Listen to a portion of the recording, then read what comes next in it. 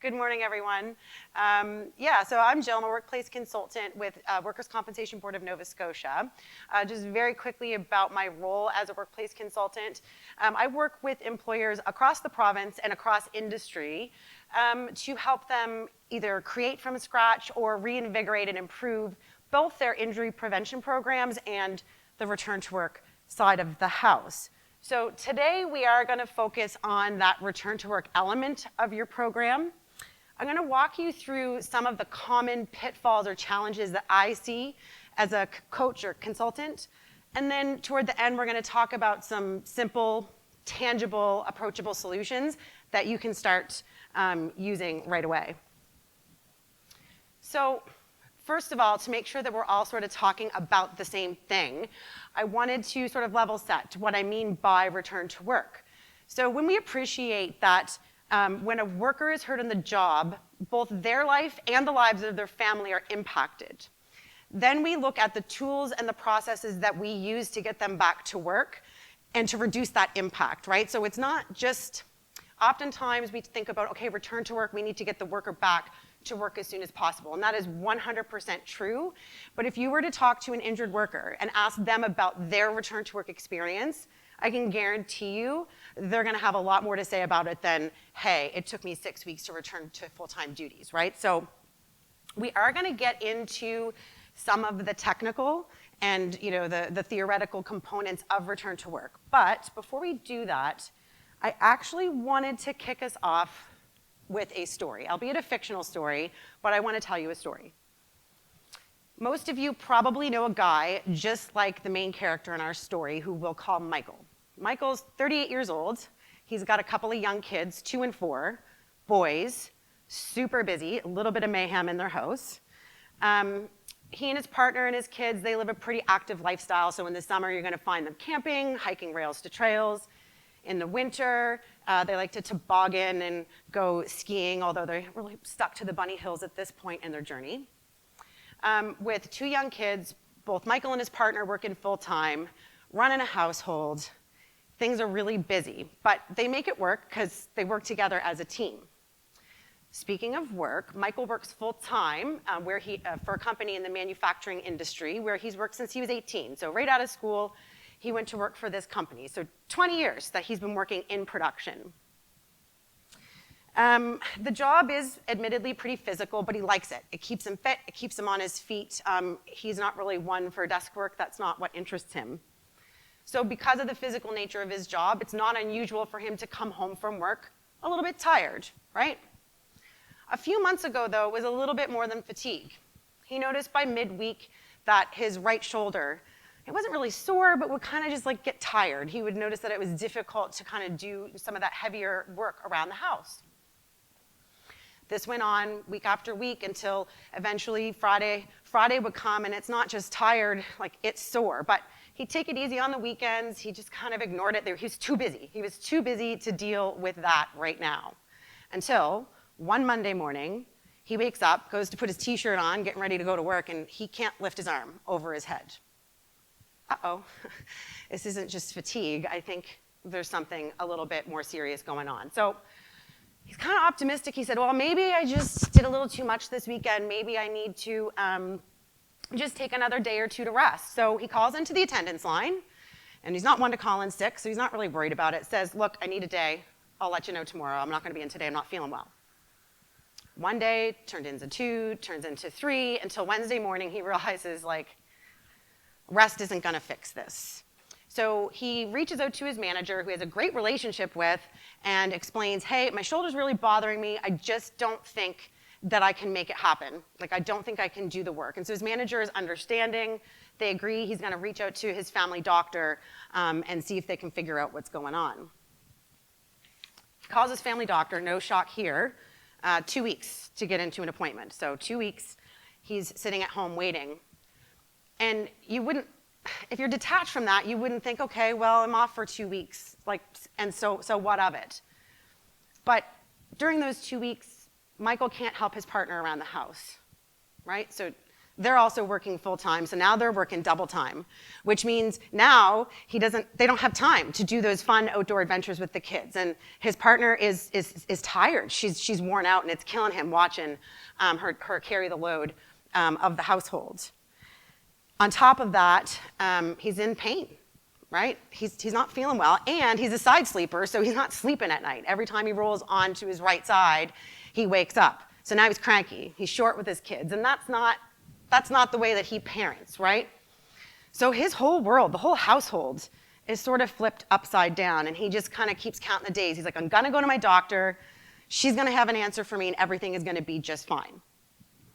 So he goes to his doctor 2 weeks later. He gets through those 2 weeks. Doctor starts asking some probing questions about the work that he does, and sort of the demands of his job and all of that sort of thing, and then says to him, hey, I think that this might be work-related. We're gonna go ahead and fill out those WCB forms.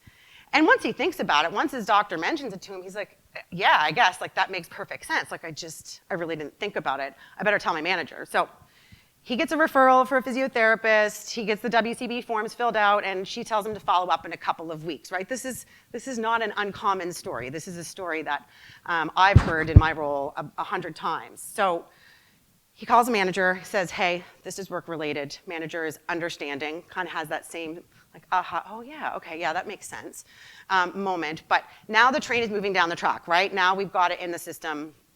And so he calls and books his physio appointment, but we've got another 5-day wait, right? Because they can't see him today, they can't see him tomorrow, it's 5 more days.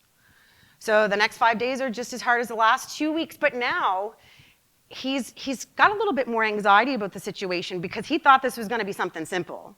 And the terms his doctor was using, it's all kind of a blur, and now they're talking about treatment plans and modified work and all this stuff, and he really is just feeling a little bit overwhelmed. So he goes to see the physiotherapist, and now, he had high hopes for the doctor's visit, but where did that lead him? Just to another appointment. So he's a little bit hesitant. But good news, things take a turn for Michael because the physiotherapist gets him assessed, asks similar questions as his family doctor, gives him some treatment, which thankfully gives him, albeit temporary, a bit of relief for that shoulder, and then they start talking about what he might be able to do to return to work. Pardon me.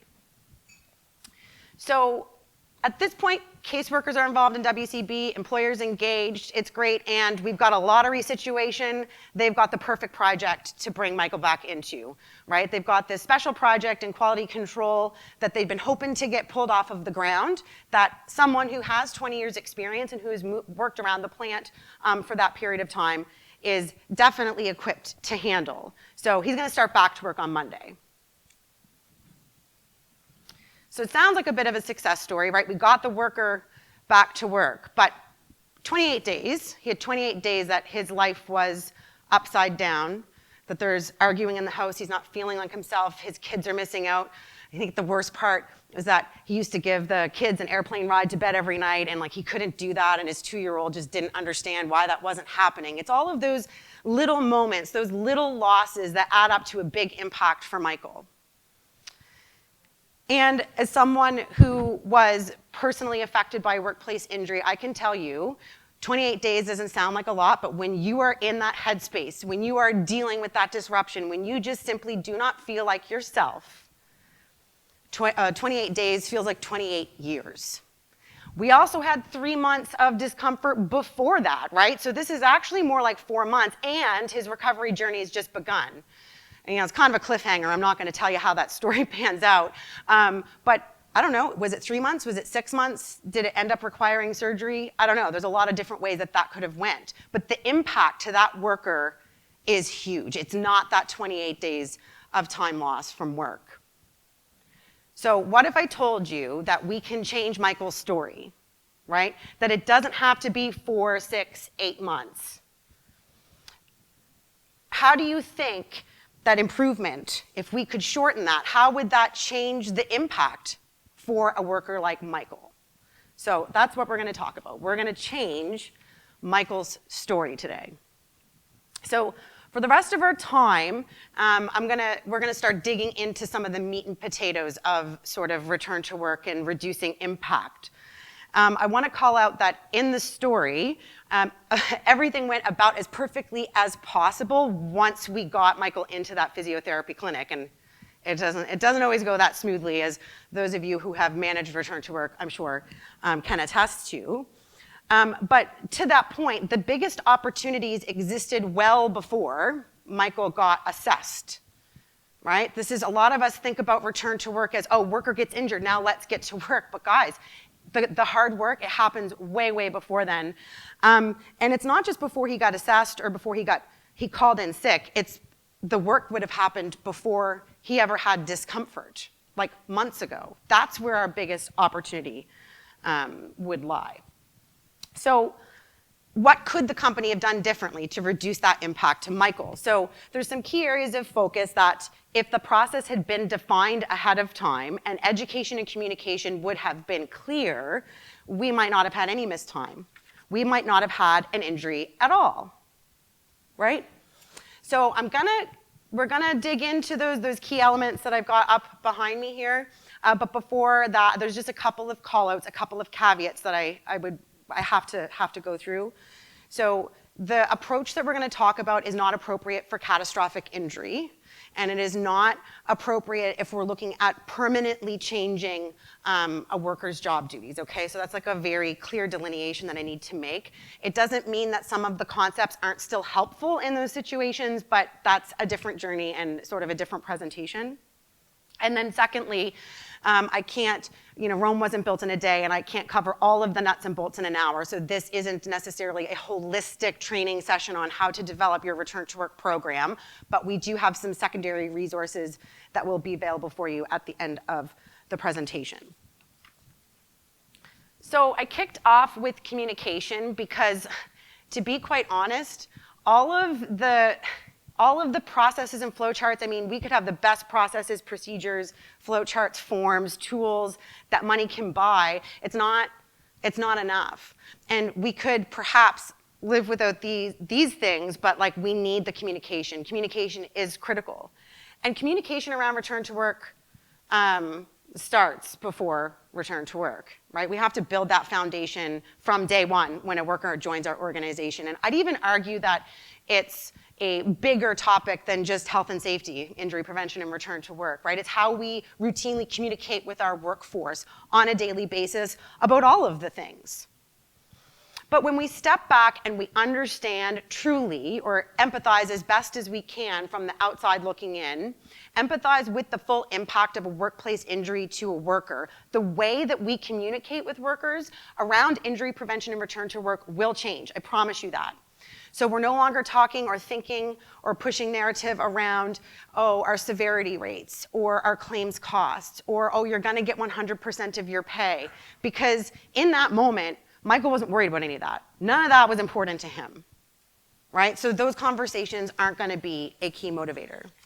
What we want to do is create this environment. This is easier said than done, and I appreciate that. Changing culture is not easy, but we want to try to create this open and communicative environment from the worker's first day on the job, and we want to encourage two-way dialogue about the worker's well-being, right?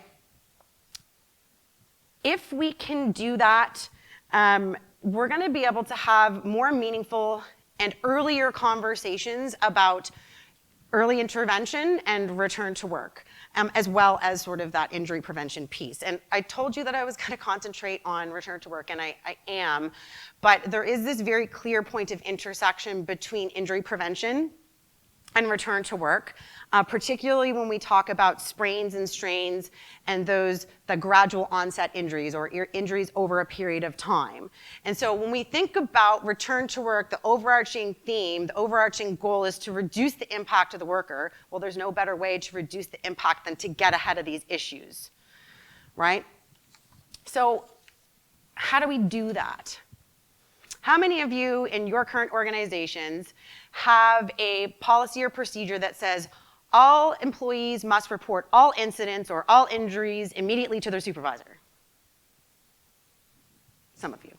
I suspect maybe more of you. But the problem, the gap sort of exists in like, what do we call an injury? Right? What do we call an incident? If I touch the hot stove, I put my hand on the hot stove and I burn my hand, I mean, that's an incident. I burned my hand. It's all very clear. But for Michael, it wasn't clear. It was an injury. It was just an injury over a period of time, right? So first step is we need to teach folks how to recognize those signs. It is not intuitive for people to connect the dots between the work that they do and the impact to their body, right? For the safety practitioners and safety professionals in the room, it's probably pretty intuitive. If I'm lifting heavy boxes over my head day after day after day for 20 years, yeah, my risk of shoulder injury is high. But to a layperson, why do we expect that they're going to connect those dots? I spend a lot of time in my role interacting with frontline workers and middle management, and I can tell you they don't, right? They don't. Some do, but they don't. So first of all, we need to level set that. What do we mean by an injury, and what are the first signs? What causes it, right? If we can't identify it, we can't report it. If we can't report it, we can't get ahead of it. So I really do encourage you to take a step back and look at how you define injury and incident in your workplace and make that language approachable for your workers and break it down into layperson's terms so that they understand, hey, if my shoulder is abnormally sore after, or abnormally tired, it could just be fatigue after a particular task, that's discomfort. That's early sign of sprain and strain. This could turn into something more serious. Right, so anchoring it back to Michael, he didn't recognize the sign, right? He didn't make the connection, and his manager didn't make the connection, right? So he called his manager and said, hey, my shoulder hurts.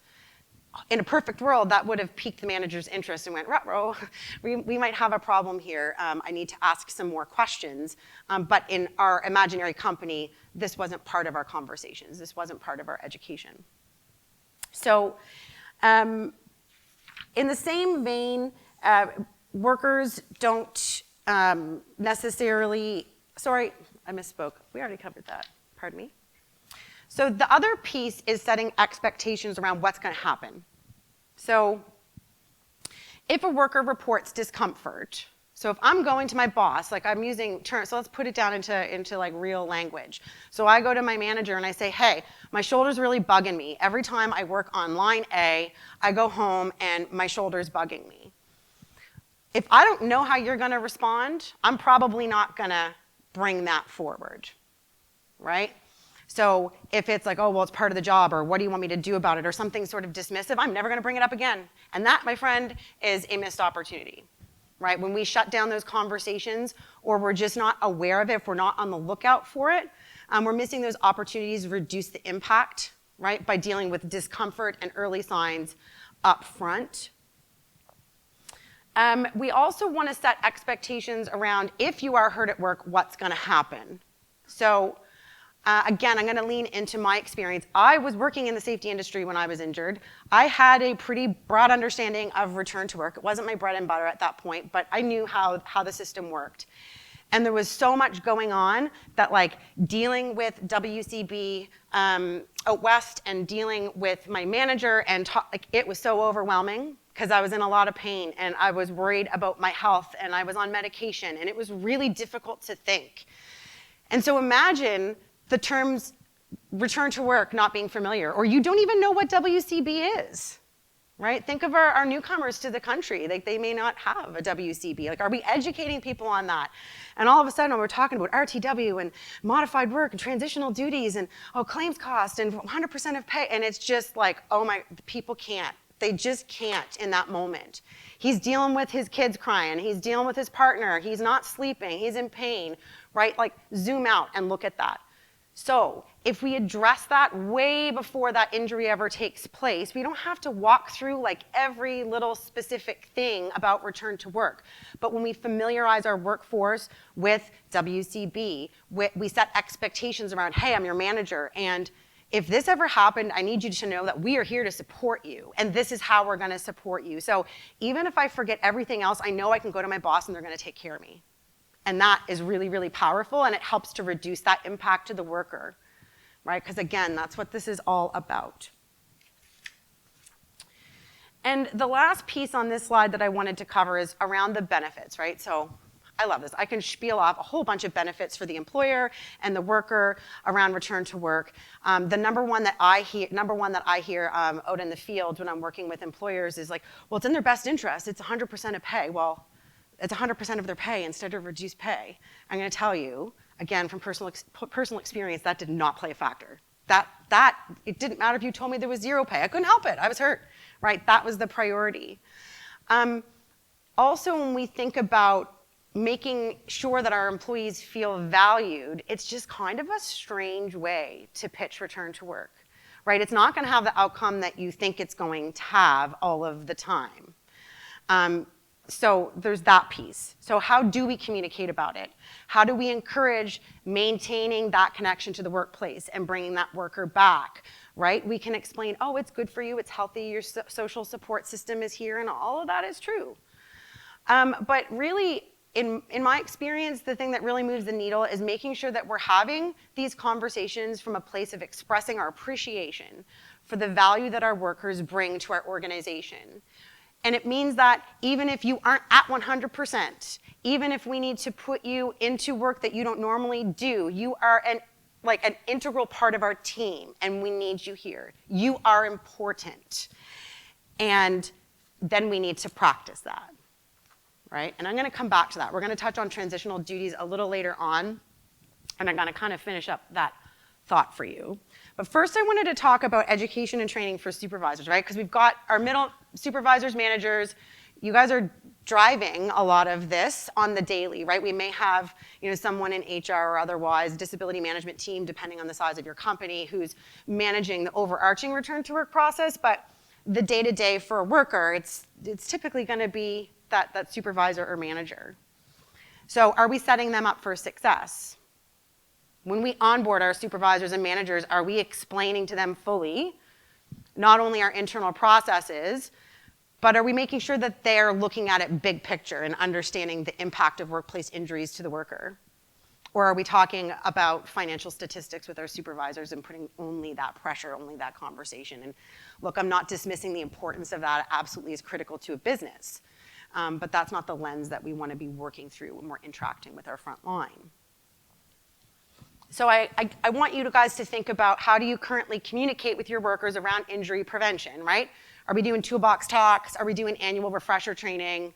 We do onboarding, but I don't know about you, but I watched 14,000 modules, I think, when I first started. Plus I'm learning the work, and I'm meeting all of these new people, and I'm going to remember some of it, but that's why we at the board, we have to refresh those things frequently, right? It's not one and done, and neither are conversations about report all injuries. What is an injury? What are early signs of sprains and strains?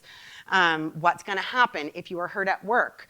Why are we only telling people this on day one? And a lot of organizations only hit that once with their workforce. So leverage those existing channels, your toolbox talks, your annual refresher training plan, even the little moments, right? Because we're trying to create this ongoing dialogue. You're doing a walk through your workplace, and you're checking in on your employees, and you want to see how they're doing. How you feeling? How's the workstation set up? How's that new tool? Any issues with that? Awesome. Well, you know where to find me. I'm all ears. If you have any questions or concerns, make sure. That should be part of your regular narrative, right, when we're talking with our workers. So encourage your middle management to do that.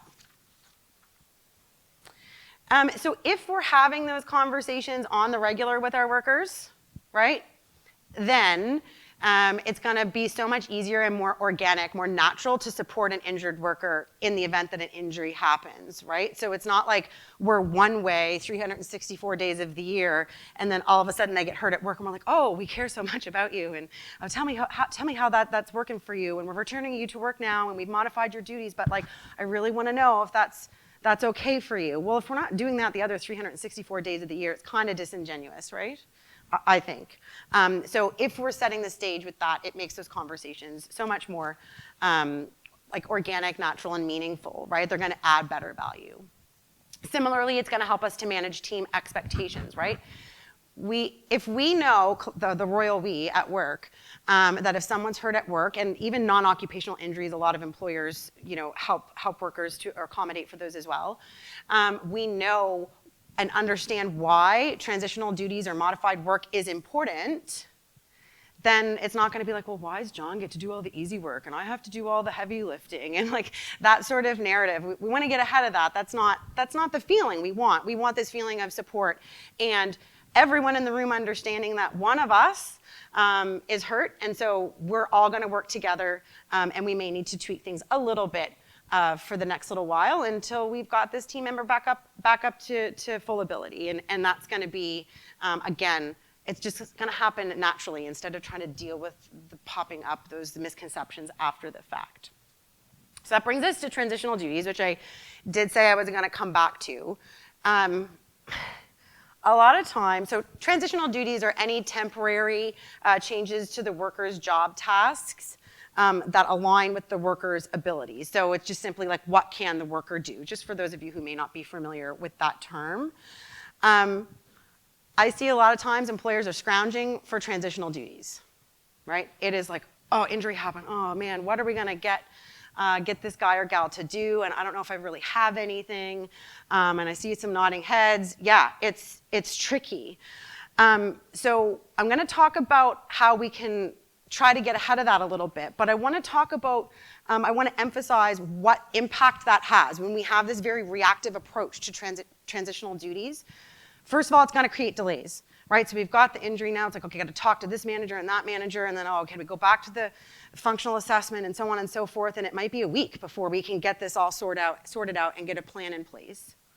It also can come across as a bit of an afterthought to the worker. So if the worker knows, and it's not conscious necessarily, but if the worker knows that their employer is struggling to find them something they can do at work, and then that you get back to work and you're like, I always use the analogy of counting paper clips in the corner, right? That's not going to make me feel valued. That's not going to make it feel like it's important that I'm there, right? And the subtext of that doesn't have a great feeling. So if we want to be more intentioned about transitional duties, I encourage you to start planning for transitional duties before an injury ever happens.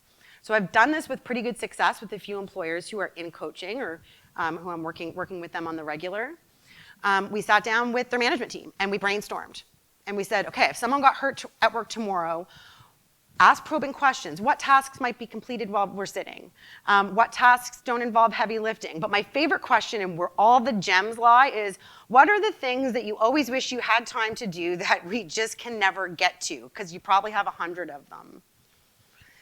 Are there development opportunities? So can we use that transitional period to help develop that worker, invest in them, instead of just making them feel like an afterthought because we're scratching together some extra duties. So for Michael, in our perfect example for transitional duties, they had this project. They'd wanted to get it off the ground. Would he have been the first pick? Was it planned for him to lead that project? Probably not. But they said, you know what a great development opportunity, and he's got the experience, let's give it a whirl, right? So I encourage you to do that. So establishing a return to work coordinator. So sometimes these are return to work committees, sometimes it's like a disability management team. In smaller organizations, oftentimes, return to work sort of just like lives with the HR manager, or it gets tacked on to someone else's job, which is great. But it can not always be clear who's running what. So I really like designating a return to work coordinator who is going to basically serve as a liaison between your interested parties. So think of it like they've got their arms around everything, right? So it's not this manager over here is managing this worker, and then we've got an injury that we're returning, or an injured worker we're returning over here, and so we've got those nuts and bolts and pieces moving, and I've got this manager is talking to this caseworker, and right, and it can get kind of disjointed, and it helps us to understand efficiency opportunities in our process, or areas that things are a little bit clunky when we have one person who's sort of overseeing the whole thing. It also helps to drive accountability, right? So you have one person who's overseeing all of it. And so if something starts to go off the rails, right? If the worker, maybe they're not returned to the workplace yet and they're struggling to get a hold of them, it's not something they're doing as an afterthought. This is a core part of their job description, and so they're like, yeah, I know exactly what I need to do. I'm gonna reach out to the caseworker, see if we can connect with the worker, whatever the situation might be. So return to work coordinators are typically also going to manage documentation, payroll reporting, those sorts of things. I mean, we need to make sure that people are getting paid. And if you talk to some of our caseworkers at the board, you know, it can be tricky sometimes for them to get their payroll information from employers. And so then that creates just, it's more frustration, right? So then it's like, okay, well, I'm waiting to get your hours. I'm not sure how much your wage replacement is going to be if you're on reduced hours. I mean, again, if we value our employees, we make sure our regular employees get their paycheck, right? That is hugely important, so it's no different, right? So having that designated person and saying, yep, you're gonna manage that, and it's just as important as every other aspect of payroll is super helpful. So kind of segues us pretty nicely into this concept of a return to work plan. So when I think back, I can think very quickly of 3 or 4 businesses who historically were doing return to work. Their claims process was very smooth. From our perspective, a claim would come in, the employer was on it, everything happened perfectly. And then all of a sudden, one day it falls off a cliff. And so that's sometimes how the consultant would get pulled into assisting an employer, right? So caseworker reaches out and they're like, hey, do you know what's going on with company ABC? Can you reach out? I think they may need some support, what have you. And then we find out that Sally has been managing return to work for 22 years because she just sort of took that role on at some point. Sally retired, and the person who backfilled Sally, whatever her role might be, return to work's actually not even in her job description, right? So like no one's managing it. I mean, it happens way more than you think it would. And it's not just retirement. It could be that we move, people internally in our organization. They move on to other opportunities and those sorts of things. People move, right? So all of this information and our corporate processes shouldn't be tied to an individual. They need to be tied to a corporate process or organizational process. So please write it down. Start writing it down. Even if you don't have it all figured out, it doesn't need to be perfect. Again, a lot of companies overthink this. They're like, well, I need to find a template, and I need to, we have these forms, and I need a process flow chart. I'm like, sure, you're gonna get there. But right now, can we pull out a piece of paper and a pen, and can we just write down what it is that we do today? And when we start to write it down, we start to see gaps or opportunities. We start to more clearly define roles. If we start to walk through on a whiteboard and say, okay, what's the process? What's the life of a claim in our organization? And then we say, okay, let's go back through it again and say, who's responsible for each step? Who's owning each step of this? And then we get to step 4 and we're like, well, does John do this? No. Does Sally do this? No. Is anyone doing this? Right? And then we can start to flesh out those opportunities to streamline our process. But if we're just off the cuff all the time, guys, you're probably not going to figure out that's where a gap is. And if it is, it's after something's gone completely off the rails, right? And again, bringing it back to the impact to the worker, we want to support that worker. So we as the employer, we need to really know what's going on. We need to be able to drive that process efficiently, or we can't possibly support the worker. Right? So finally, I did want to touch on direct access. So it's not critical, but it is an incredibly useful tool. So direct access is when we, as an organization, set up a preferred relationship with a service provider. So like the physiotherapy clinic in Michael's story, right? So instead of Michael having to, ask his doctor, do you know what clinics I can go to that are approved for WCB, if he even knows that, and then pulling out the yellow pages, I just aged myself there, but pulling up Google and looking up their numbers and trying to figure out, okay, where am I gonna go? Instead being like, if you need a physiotherapist, we have a fantastic clinic we'd like to recommend to you. And what that can do is over time, the organization can develop a really great relationship with that clinic. And the clinician is going to get used to the type of work that you do, and they're going to grow to understand the demands of your work. They're going to get to learn what sort of transitional duties that you have available. It's consistency in your process. And oftentimes again, reports back from employers when they have these good relationships with clinics, they've had pretty good success sometimes in getting workers in a little bit quicker for assessments and things of that nature, right? So you're going to include all of that. So you're going to define roles and responsibilities. You're going to define your processes. Take that list of brainstorm transitional duties that you have, attach it to your program. Also recognize this is a living, breathing document. You don't do a mine of transitional duty options in 2012 and then expect it still to be relevant when you have an injury in 2025, right? It's a living, breathing thing, right? So back to that return to work coordinator, if that's under their umbrella, then it's no different than an annual review of our health and safety policy. It's a quick scan of it. It's a quick email. Hey guys, management team, is there anything else we might be able to add to that? We don't need to overthink or complicate these things. This can be very approachable and not super formal. So I want to go back to Michael's story. I want to change Michael's story.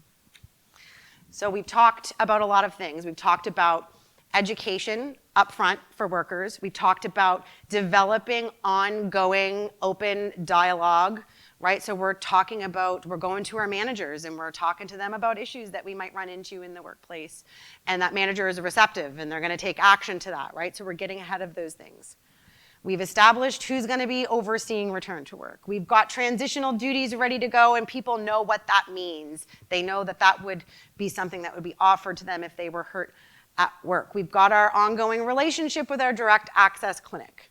So let's kind of rewind back to Michael's situation. So he still has worked in this manufacturing business for 20 years. It's still hard on his shoulder, right?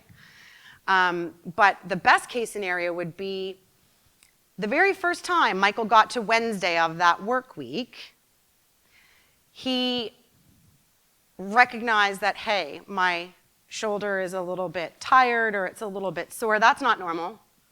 That's not normal. Someone told me that that could mean that I'm doing damage to my shoulder. I'm going to talk to my manager about that first thing tomorrow morning. And so he goes to his manager and he says, hey, Mr. Manager, I noticed yesterday I was on this part of our production line, and I've actually noticed the last couple of Wednesdays that I'm on this part of our production line. My shoulder's really bothering me. Can we take a look at that? I think there's something going on at this workstation. And the manager goes, thank you so much for telling me that. I really don't want you hurting yourself. Let's go take a look. And so together they go out and they try to implement that early intervention. Maybe it's changing where we stack the boxes or getting a box lifter, or it's task rotation, or we can reduce the weight of those boxes. I mean, there's a plethora of different things that we can do. But the key ticket here is that we were talking about it before there was an injury. Right? So then they make the adjustments to the workstation. Michael's discomfort resolves. No treatments required. No missed airplane rides. No missed hikes with his family. Right? No lost time from work. No disruption to production. Like, it's a win-win, right? That's the best case scenario. But let's go. I wanted to create like kind of an alternate ending, number 3, I guess, would be that Michael doesn't connect the dots to the discomfort and the work that he's doing. In spite of our best efforts, we've provided the training, but for whatever reason, he just doesn't connect the dots, or he's one of those people that just hates doctors and he's like, I'm gonna just hope that this goes away. We all know a guy like that. I know a few. And so he still wakes up on Monday morning to put his shirt on, and he can't raise his arm over his head. But this time, because they have that open dialogue, he calls his manager instead of the attendance line directly and says, hey, so I've noticed this pattern of fatigue and soreness over time. It gets worse by the end of the week. I just wanted to talk to you directly and let you know what's going on. And the manager immediately recognizes, like, I know, this could be a problem. This could be related to work. And I know exactly what to do. Michael, can I call you back? Manager hangs up the phone. He's going to call the physiotherapy clinic. First call, right? I got an employee who's reporting shoulder discomfort. I want to get him in to get assessed and get treatment right away because I don't want him sitting at home suffering. I want to get him some relief. We want to get him better. Right? We'll deal with the WCB stuff in a minute. Like, that's fine. But first phone call is me taking care of my worker. So pick up the phone. I call my preferred service provider that I have a direct access relationship set up with. And I say, hey, I have a worker. I explain the situation. And they say, yes, Mr. Manager, who I know quite well because we've been working together for a decade. You know what? We'll fit him in this afternoon. So Michael doesn't go to work that day. Instead, that afternoon, he goes to the physio clinic, where they do all of the things they did in the assessment in our original version of the story, only it's even more efficient because this clinician now understands the business that Michael works for, and they have a list of functional demands. They know exactly what the demands of the work are. We didn't cover that today, but we've got some resources for you on that.